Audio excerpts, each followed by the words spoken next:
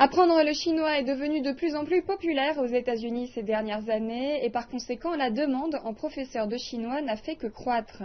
À l'occasion de la journée des enseignants, l'ambassade de Chine aux États-Unis a organisé une réception spéciale en l'honneur du difficile travail des professeurs de chinois. Reportage.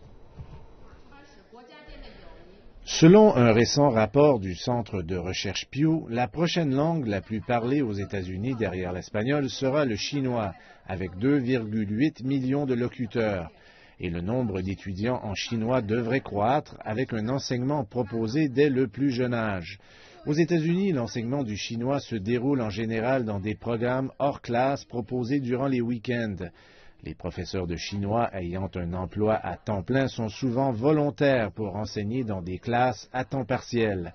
Men Yuxin, qui a obtenu son doctorat en médecine aux États-Unis et travaille à temps plein pour l'administration de l'alimentation et des médicaments, a commencé à enseigner le chinois à Gaithersburg, dans le Maryland, il y a 8 ans.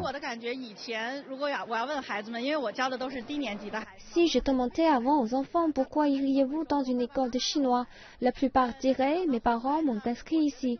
Mais plus tard, alors qu'ils grandissent, ils diraient apprendre le chinois me donnera davantage de choix pour une carrière future.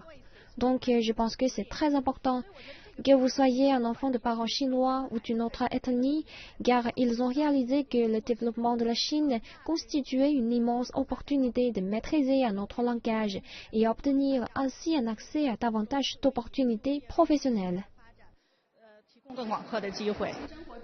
Plus de 400 enseignants chinois issus de 50 écoles de chinois ont participé à l'événement organisé par l'ambassade de Chine aux États-Unis.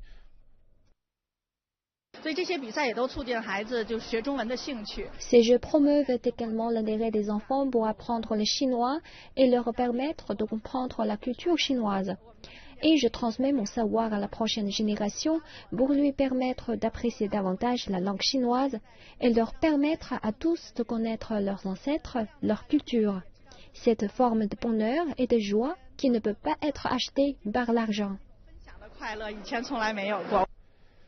Quand ces jeunes élèves iront à l'université, ils apprendront l'usage du pinyin, le système officiel utilisé pour transcrire des caractères chinois en lettres romaines.